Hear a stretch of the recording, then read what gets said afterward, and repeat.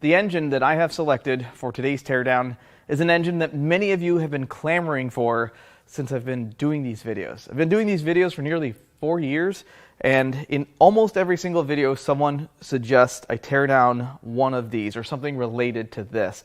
And I have torn down engines kind of close to this, but it was really just 80% of this. They were 4 cylinders because this is a 5-cylinder Volvo. I know there's lots of different variants. We'll get into that in a minute. And about 2 weeks ago, I set out to find one of these so I could tear it down before the end of the year. And when you're in a time pinch, when you're in a crunch, and you're trying to find a bad 5-cylinder Volvo engine, well, that's a tall order. These are actually pretty good engines. They do fail, and they are rather expensive used. But finding a bad core seems to be a challenge because they don't have a ton of core value, so not a lot of places save them.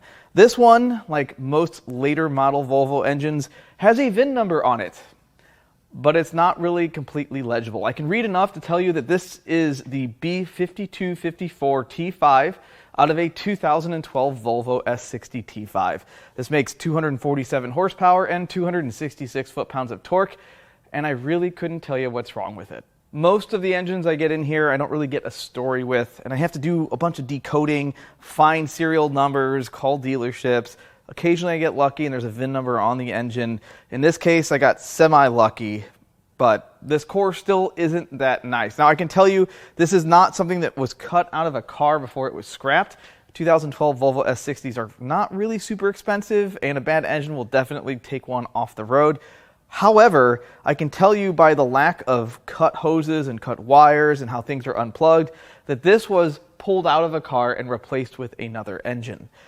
However, I think when it was pulled out of a car, they stored it somewhere in the ocean because it is super crusty. It has some leaves in it, maybe not in the ocean, but near it or out in the rain regardless. So I know that this engine is locked up, at least I'm told this engine is locked up, and I'm curious to see if it's because of rust or some internal failure. But either way, we're going to tear this thing all the way down and find out why it was replaced, what failed. Now, I was told this engine was locked up, and the place that told me that, place that I bought it from, doesn't really try that hard to get stuff unfrozen because they don't want to tear anything up. I'm not going to say that I like to tear things up, but I got some pretty big bars, and if it comes to it, I also have a loader. We're not going to need that tonight. Let's see if this thing turns over. It seems pretty locked up.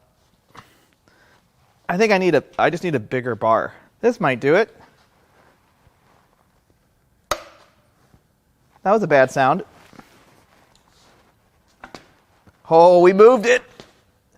Uh-oh. I have no idea what just happened, but the cams did not move. Okay. Normally, I would just keep powering through, but I know that if there's valves open and if the rotating assembly is turning, that I'm going to tear something up. And I paid more than I wanted to for this. So I'd like to recover at least as much as I possibly could. All right, so I think the crank is turning, but I also think, I know that the cams aren't. And the timing belt appears to be under tension. It's still present. It also has no spark plugs in it. So if I keep going and there's valves open and I'm turning the crank over and the valves are not moving in the right time, I'm going to crash pistons into valves. These are definitely interference engines, and most of the failures I've seen with these engines are broken timing belts from people not changing their timing belt on time, or the serpentine belt cutting into the belt and causing the belt to fray and fall off. We're going to avoid making piston to valve contact because I want to know what's actually wrong with the engine, not what I created that was wrong with the engine. The very first thing I want to do is remove the intake, and to do that, I need to get this bracket out of the way. The dipstick tube's in the way. I can kind of move it. Next, I need to unbolt the manifold from the head. I'm sure there's going to be some lines in the way like this one. We'll just start zipping some bolts out.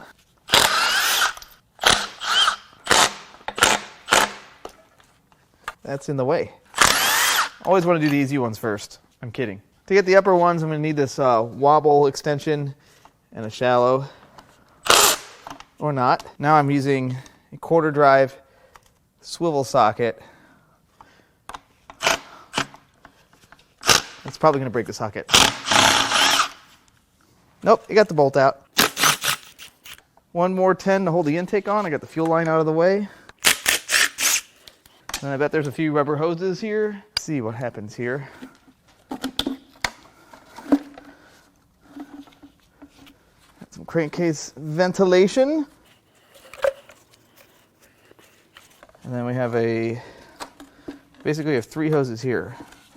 This one can come off with, I just got to get this crankcase hose off. And we got a vacuum line. I'm not sure if this is all one hose here. It sure looks like this doesn't come apart here. But we're just going to kind of see if we can get that clamp off and pop that off. Let's get blue. I feel like Ivan here working on a Volvo. He knows what he's doing. I just take stuff apart. Apparently you can just push these off really easily, except for that one. And that one. Oh, that one's coming off. I can smell nasty fuel, like old varnished gasoline. You know what? I got the tool for this. Why didn't I do that sooner? Now the intake should just... Oh boy, this will take a peek. Well, I feel like I'm walking in the basement of a 1950s house that no one's been in since it was built. Super rusty and cobwebs. I'm a little late for Halloween here. Oh, that's a speeder living in that one. Valves are open there. I don't see anything too terrible. Uh-oh, I do see something bad. Really, really, really bad. You guys see the way that valve looks? That's not good. That's not supposed to be like that. That's also not good. That's not... Are any of these like that? These might be like that a little bit. Oh, we're going to see some damage today. At least a couple bent valves so far. Okay, something bad happened to this engine. Because the belt is still on it. We're going to take a moment and we're going to kind of clear this side of the engine. We're going to get this bracket out. We'll get the oil filter out, take a look at it. And then we'll get the filter housing off and we'll get the thermostat housing off. We'll just kind of clean this up before we go to the other side of the engine.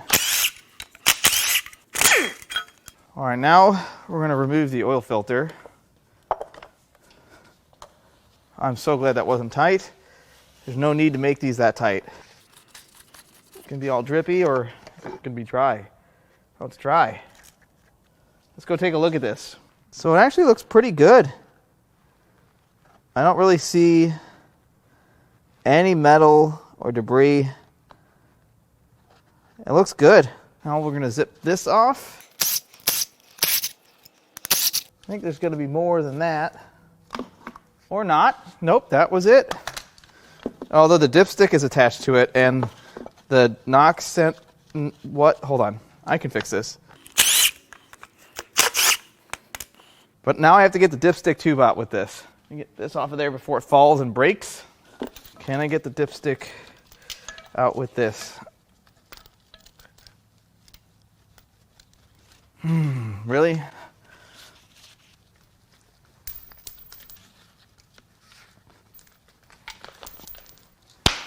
This is a man versus O-ring situation.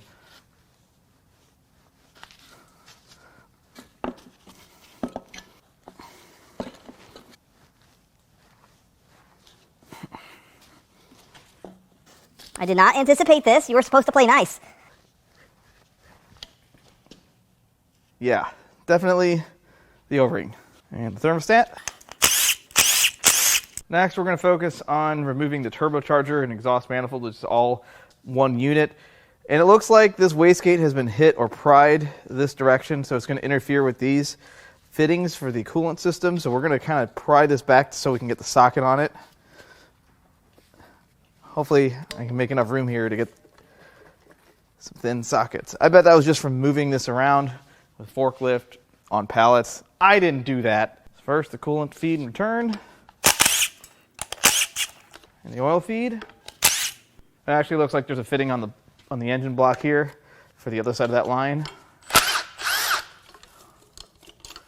Just go ahead and get that out of the way. Next we have the oil return. All right, now looks like we have I think this is crankcase ventilation. Will that come off? I think this will just pop right off. Nope, there's a fitting for that. Here's the universal fitting tool. Works every time. Now I have just a couple bolts that hold the exhaust manifold to the cylinder head.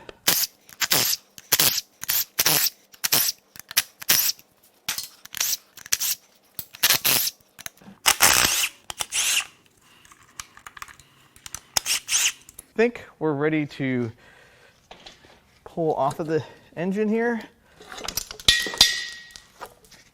And we're off. So the turbo doesn't really look too bad, but it doesn't really spin great. It's not, I think it's just from sitting, to be honest with you. Let's go see if we can look in the other side. I don't think we're going to be able to see anything. Nope. Normally, when I get a question mark turbo off of an engine that's been sitting like this, I'll sell it as a core at best, not as a functioning unit. Now we're going to peel the timing cover back. It's already pretty broken. Oh. I think that's just the gasket here. Let's try to get this crank nut off. Yeah, I don't know if that comes off that way.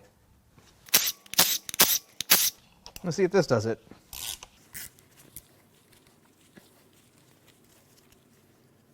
Problem when doing it this way is it's pulling the crank sprocket out of the timing belt. So when I do this, the belt is going to be loose on the crank.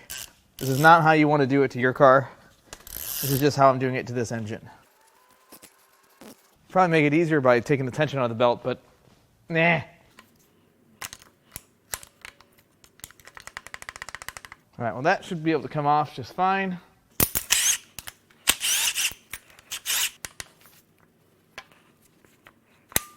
And there's that hub.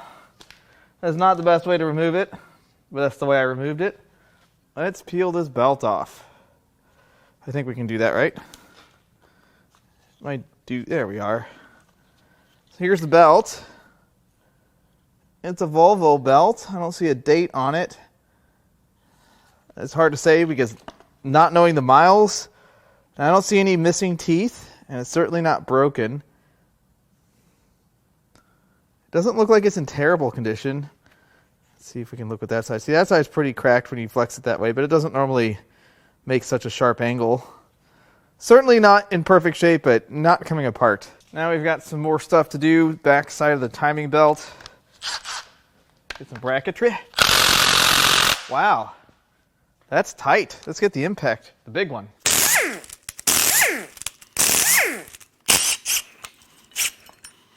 Does this come out now? Yes, that is a heavy piece. That all spins nice. Everything looks pretty good so far.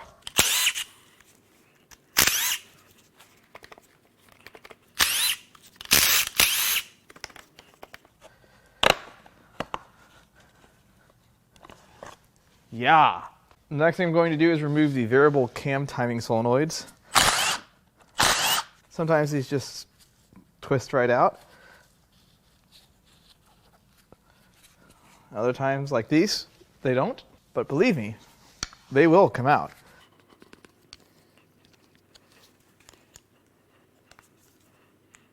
There's the exhaust.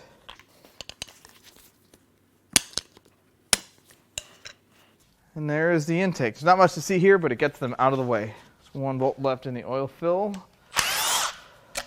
Much like many engines we've torn down in the past, Volvos do not have camshaft caps. There's no caps underneath the valve cover, just camshafts. So there is a sequence to removing them, and if a cam journal is torn up in the head, it's also the valve cover. You can't just put a used valve cover on if you have a damaged one, because it should technically be line bored. Either way, we're going to take our time and we're going to cram all these off.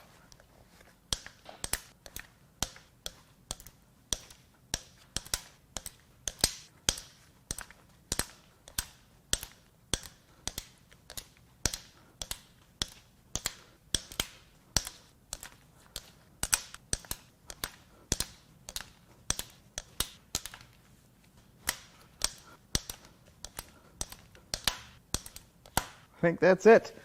We might have missed one. Now we're going to zip all those out.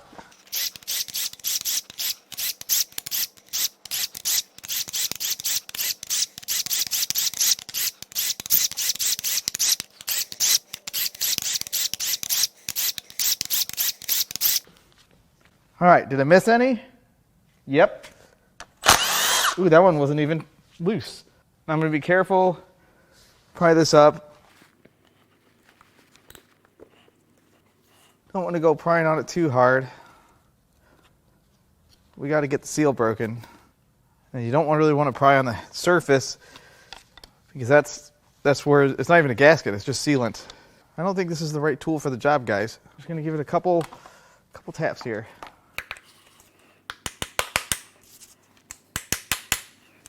That doesn't seem to be working, does it? All right, we're going to try to be careful here. Blue was a little too big for the job here. Oh, we're leaking oil out of the back of the head. There must have been some pooled up from how it was stored. There we are. Let's see, is that all it's going to take?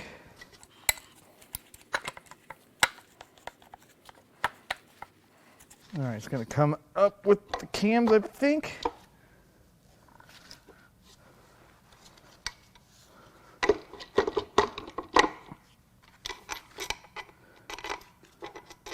You know what? I need to get all these bolts out of here. All right, now, it's probably going to be a little bit easier.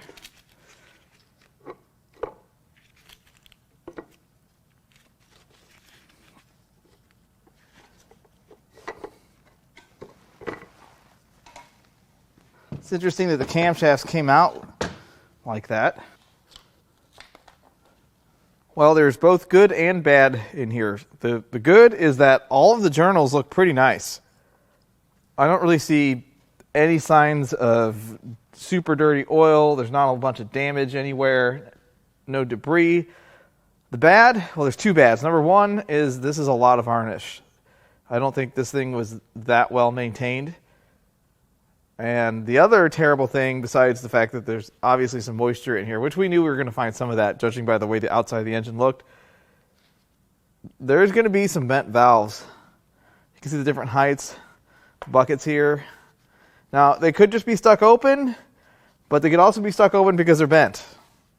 We don't know that. I mean, we kind of know that it's got some bent valves because we saw them through the intake ports.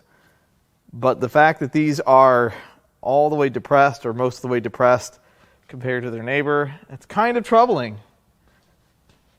I don't really see too many on the exhaust side like that. This side looks better. And the camshafts have plenty of rust. These are junk. It's unfortunate. I don't think they're very valuable anyway, but they are junk.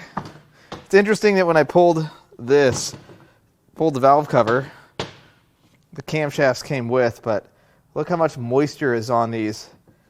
It's real bad, guys. That was definitely not why this engine was removed. This one's being held in by this camshaft seal. Can we do stuff with this here? Come on. Nope.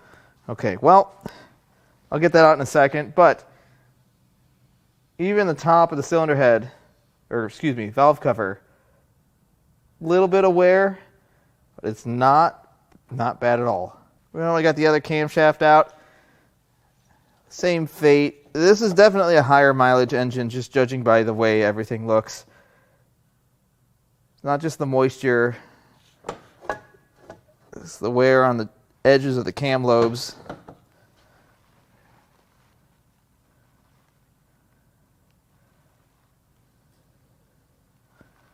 No super bad damage here, though. Now it's time to crack the head bolts loose. I'm not sure how tight they are.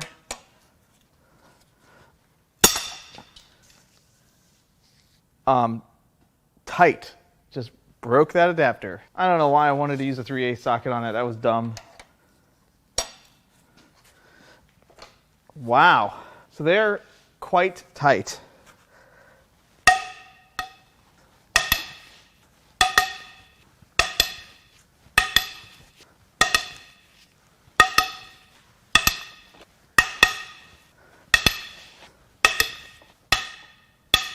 I think I got them all.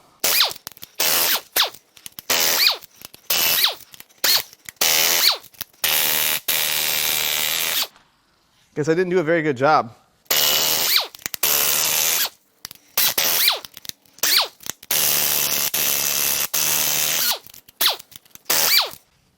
Well, they're all out finally.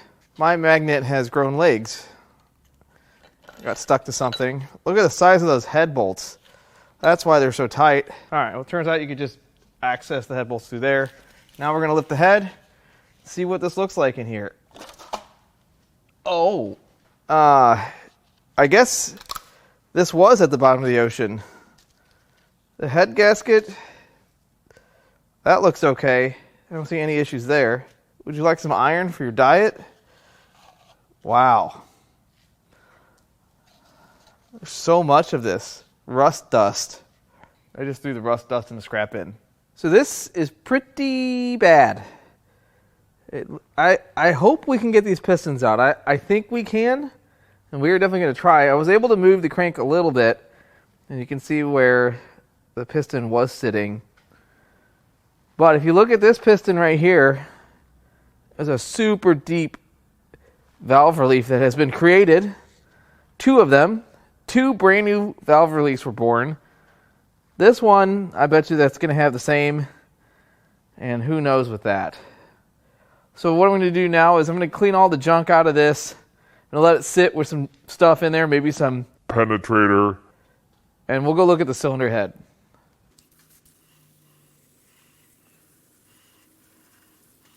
That's good for it. Eat it up. We're just going to try to make it to where hopefully these will come out. There's no promises though. Well, the head, hey, the valves are bad. Now the head might be okay, but it's going to need a ton of work to fix this. I count so far 6 bent valves. Nope, 7. Pretty much it looks like 4 cylinders worth of intake valves are bent. Which tells me, and since the belt was still on it, that this thing probably jumped time. Unfortunately, I didn't check the timing. I didn't feel comfortable doing that because I didn't want to cause more damage. But these are clearly the most bent valves I think we've seen on the channel in quite some time. I don't see any other damage with the head. I don't know if the casting is going to be worth saving. I know that when these have problems like this, it can be very expensive to fix. Very cost prohibitive. Let's see if we can get this thing to rotate. I have my doubts, but that doesn't look promising. I am concerned that I might damage the end of the crank, so I think I'm going to hold off trying that idea for a little bit, and we'll focus on getting some more parts off this short block. Let's go ahead and see if we can drain some oil out of it while we're doing this. What? That's tight. Why is that so tight? Well, let's get the stubby impact.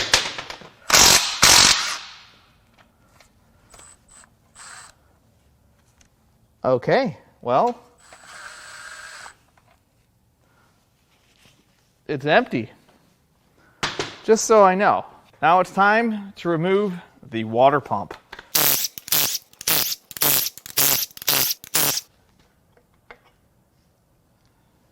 A little bit of corrosion.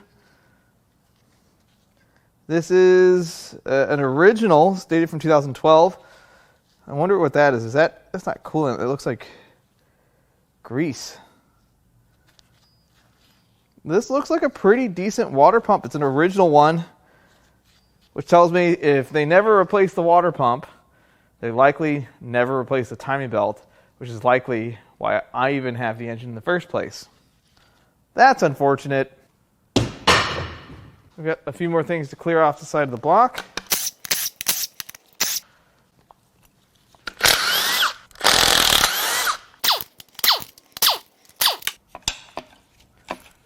I think we need blue for this.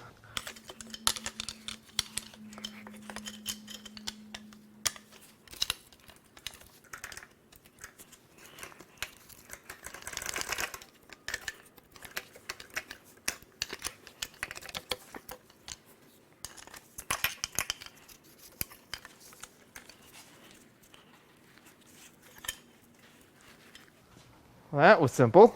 Let's roll this thing over and see what kind of juices come out. Hopefully, oh, there's stuff. Some residual oil.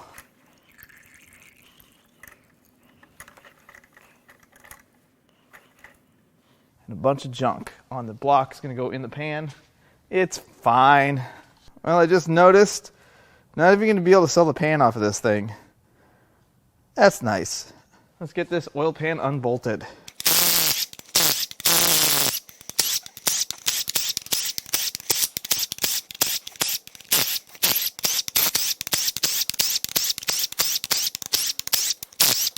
think that's all of them. All right, now we'll just see if we can crack the seal. I think this is another situation where blue is too big. That's nonsense.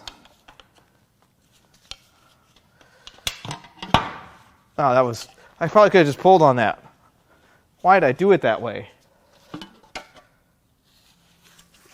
Oh, cruddy. Well, they could have at least made a little bit of an effort to change the oil. Yikes. This is one of the sludgier engines we've seen in a while. Look at the bottom of that thing. I don't see any silvery specks, so that's good. Somehow. It looks like... Was that drilled? No, that must have been hit. Oh well, that pan will go in the scrap bin.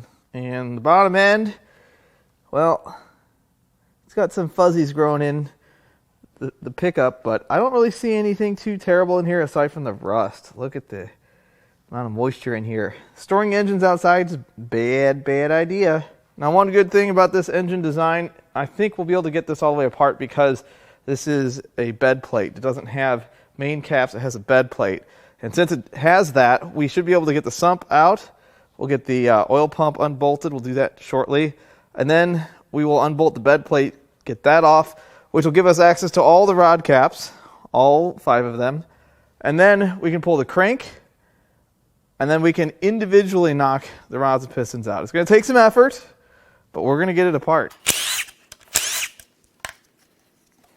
Just for posterity, we're going to get this nut off. I think we might be able to turn the crank backwards a little bit. That's the direction it moved. Haha.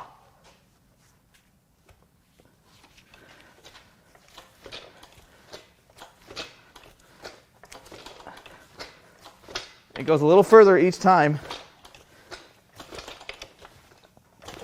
I'm going to work it back and forth. We're going to get this thing to take a full revolution, because if I can do that, getting this apart is going to be so much easier. Let's get the short bar on that one. Be a little easier on myself.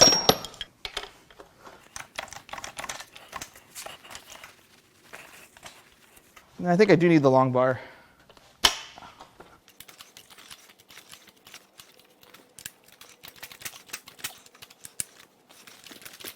We're getting there. I think I should put the brakes on. Back to it.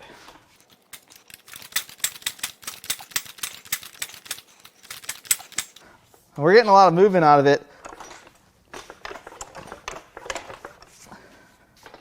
I'm going to turn it over and spray it down some more, see if we can knock some more junk out of it.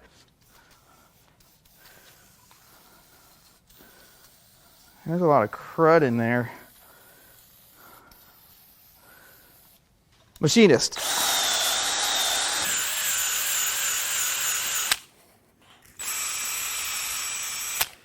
All right, now we're going to go back and forth a few more times. See if we can put it in the other position here. Oh, we're getting close. All right.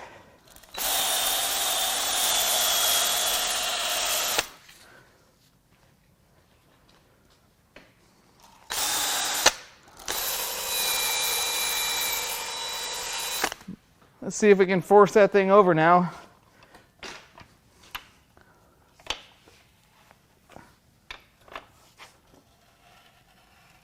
Yeah.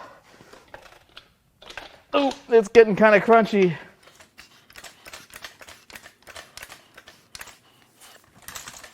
We're close. Wonder which one's hanging us up now. I think it's this.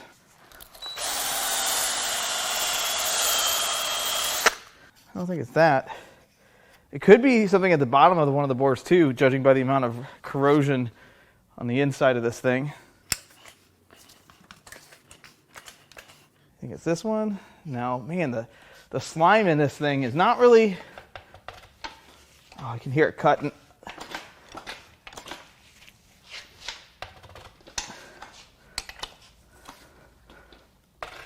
Ah! It's a done deal, boys. We just rebuilt this thing.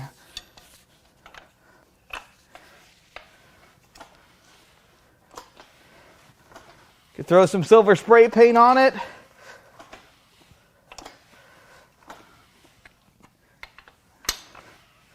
Ready to go. This is excellent.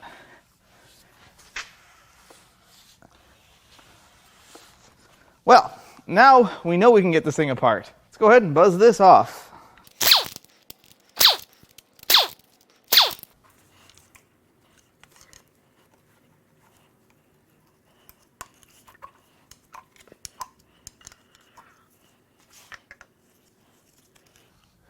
And there's the oil pump, which I don't know that comes apart. Let's start unbolting the bed plate.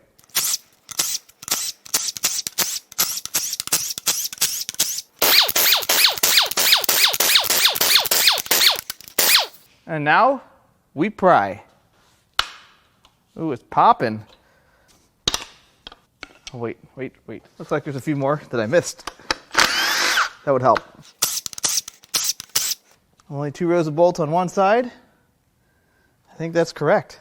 Yeah, there's nothing on this side of the block on the bottom facing the wrong way. I bet it's much easier now. Oh yeah.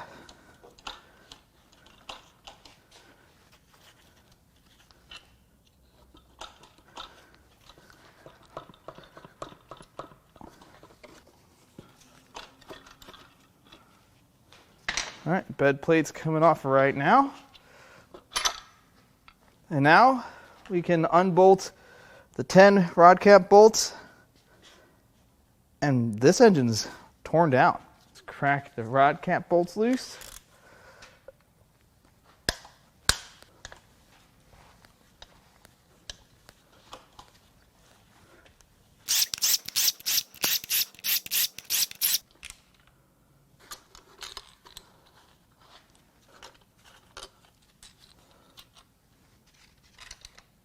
And now, hopefully the crankshaft will come out. Get that remain seal. Not too bad. Now I know I didn't do the piston test. There's no science.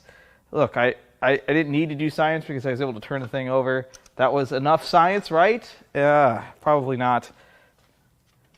Sorry guys, I'll make up for it. Let's see if we can get these out pretty easy.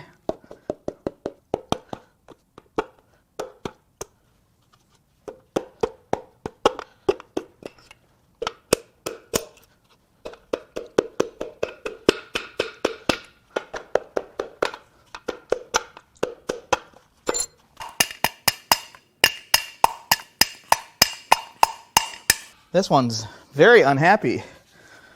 My hammer is also very unhappy.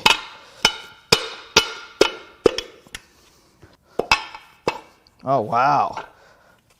What a treat.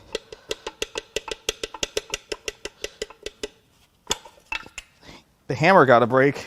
It's already broken, but...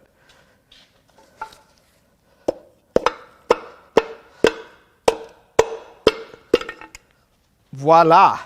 Well, let's take a look. The rod bearings all look pretty good. We didn't really suspect that there was going to be any damage here simply because we didn't see any metal in the oil filter. Usually those two go hand in hand. And we make it over to the main bearings and they look good except for a couple of these are pretty stained, and I think that has to do with the moisture that was in this engine, and I'll show you once we get to the crankshaft why I feel that way. And the rods and pistons. Now the rods are all really rusty. There's definitely a bunch of moisture in the crankcase, but the wrist pins are all pretty loose. The pistons all look pretty decent. There's definitely some damage from probably trying to turn the engine over. Look at all that gunk in the land of the rings. But every single piston has new forged valve reliefs. Those are supposed to be flat. There's not supposed to be reliefs there. And you can see that the aluminum has been displaced from crashing valves. Every single one is like this. Some are worse than others. A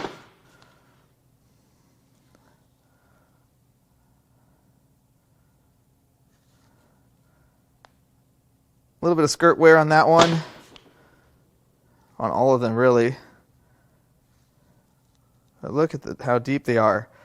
Now, for every single valve to make contact with the piston, the timing belt has to jump and then try to continue running. And I didn't really see any reason on the belt why that would happen. So your guess is as good as mine at this point to why they crashed. It was obviously out of time. Now there's only one real way that pistons can meet valves. I mean, there's two. You could hang a valve open. They could get stuck open, which could happen, I suppose. But this is not a DI engine, and this is not really an engine known for getting stuck valves. So the other option is if it's not in time. And it still had a belt on it, and it was not a brand new belt. I've seen that before where someone puts a brand new belt on an engine that has jumped time and, well, or a belt broke and the damage is already done. And here's a crankshaft. And I think this crank is going to wind up in the scrap bin because look how pitted that is.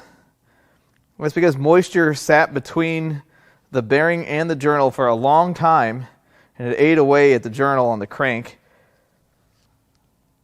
And yeah, you might be able to salvage that, grind it down, run undersized bearings, but I don't think the crank has enough value to warrant that. And there are several journals where the damage is here and there, but anywhere there's damage, the thing's going to need machine work, and I just don't think the crank is worth it. Now here's the oil pump. I didn't take it apart. It looks pretty good, and I don't see any signs of oiling failure with this. Here's the block. I think this thing could be salvaged, absolutely salvageable, but I don't think it has the value either. I think the major failure with these engines is what we're seeing here, where pistons meet valves and valves die, and that is likely why the parts of the bottom end don't have a ton of value. But we are not done. Normally this would be where I'd have the summary or the outro of the video, but we need to see some more carnage, and I'm going to pull all the buckets out by flipping the head over and hoping they fall out. And then we're going to knock some of these valves out to the best of our ability to see how badly bent they are. This might work. It works on every other head that accidentally goes upside down.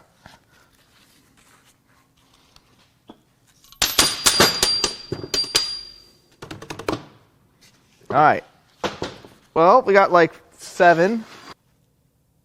I'm only going to knock out the intake valves because I don't think the exhaust ones are bent. I didn't see any signs that the exhaust valves made contact with the pistons. Yeah, it's definitely going to get stuck to it. Yeah! Now there are proper tools to get valves out of cylinder heads when you want to fix the cylinder head.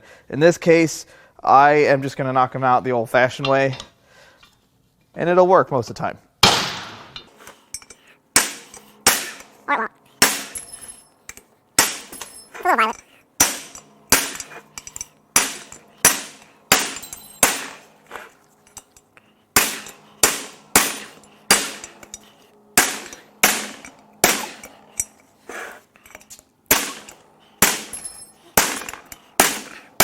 Come on, man. Some of these are pretty stubborn. All right, that wasn't terrible. Let's go up this direction. Yes, we're raining parts. So we got to knock these valves out somehow. It's going to be kind of fun. because I bet they're jammed in the guide.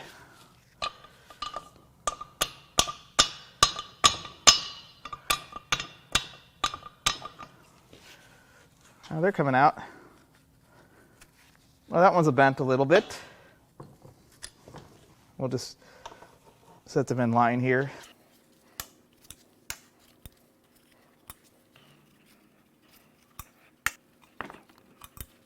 The rust and corrosion is making this fun. So yeah, they're a little on the bent side. Every single intake valve is bent.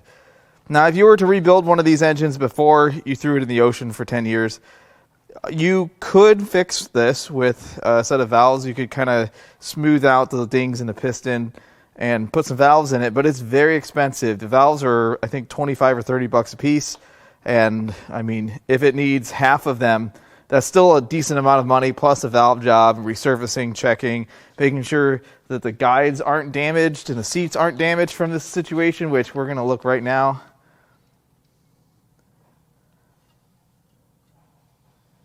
And I don't really see any, I can't see damage with them being like this. Now, that doesn't mean there isn't damage, but I have seen valves bend so bad that they damage the guides. In that case, it's a whole lot of money, whole lot of work, and most people just look for a new cylinder head. And in the case of these engines, most people just look for an engine that hasn't had a broken timing belt. I didn't mean to call this failure at the beginning of the video. I really didn't know that that was what was wrong with it. Usually, if there's some sort of damage to one of these engines related to timing, the belt is gone, or it's broken or cut or frayed, and it's obvious what happened. In this case, the belt was very much intact. The belt was not in that bad of condition. I think that either it jumped a few teeth or it jumped a whole bunch of teeth. Maybe it sucked in some water and that caused it to jump some teeth. I'm not quite sure exactly what caused it to run out of time, but that's the only way we see that kind of damage uniformly across the engine. If it was one valve in one combustion chamber and there's one next to it and that one wasn't damaged, but one of them was, you could say, well, maybe the valve was stuck open, there's a bunch of carbon on the guide or whatever, and it could have held a valve open, and then you see one bent valve, and usually engines run with a dead miss because there's no compression, and people just fix that. But in this case, it's clear it ran out of time, and I don't think someone tried to put a belt on it and failed and did a bad job at it, because it didn't look like anyone had been in there ever. I think this was the original timing belt. It looked like the original water pump, and it is a maintenance item on these engines. On all belt engines, timing belts are a maintenance item. And speaking of belts, I know you guys think that I have this thing for chains. I don't know why you have that idea, but I prefer timing belts. I know that's going to spark a whole bunch of arguments, but my rationale is most timing chains' life is completely dependent on how people change their oil. Do people change their oil religiously? Do they use good oil? Timing chains are usually tensioned by oil pressure fed tensioners. If it runs low on oil pressure, it can jump time. Timing belts, not so much. Timing belts are totally divorced from the engine's maintenance as far as how oil changes are handled or oil level. And timing belts, while they can be a pain in the butt and they can break and stuff can happen, if they're changed on time using quality parts, generally speaking, that does not happen. Now, there are some vehicles where timing belt jobs are very expensive, they're very hard to get to, but for the most part, most timing belt jobs are cheaper than their timing chain counterpart. And as we've seen with so many failures on this channel, if you don't maintain your oil level on a chain engine that's oil pressure fed, well, things happen. It jumps time. I mean, look at all the dead 2.4 Ecotechs, the dead 3.6, the early LLTs. It's all related to oil pressure fed timing chain systems, and belt engines, it just doesn't happen. Plus, belts are quieter, they're lighter, they're better. I'm sorry. I may die on that hill. Hopefully not. At least not for some time. But this was really fun to do. This was an engine that I didn't think I'd have a chance to get my hands on. I kind of thought about it last minute. I'm sure if I had more time, I could have found one out of an S60R or a V70R. That's not out of the question in the future, but I wanted to come up with one of these before year's end. I really hope you enjoyed this teardown. If you'd like to buy any parts out of this engine or anything else I've torn down, or if you want parts out of this sad flood 93 Miata that I have to take apart. Yes, it's not worth fixing. Water was on the dash. But it's still got a lot of good parts. I'm going to leave our email in the video description. You can also go to importapart.com and peruse our inventory. I've been uploading our inventory every single week, sometimes multiple times a week. We've been inventorying cars faster and faster. As always, I love all the comments, all the feedback, and even the criticism. I love it all, and I'll catch you on the next one.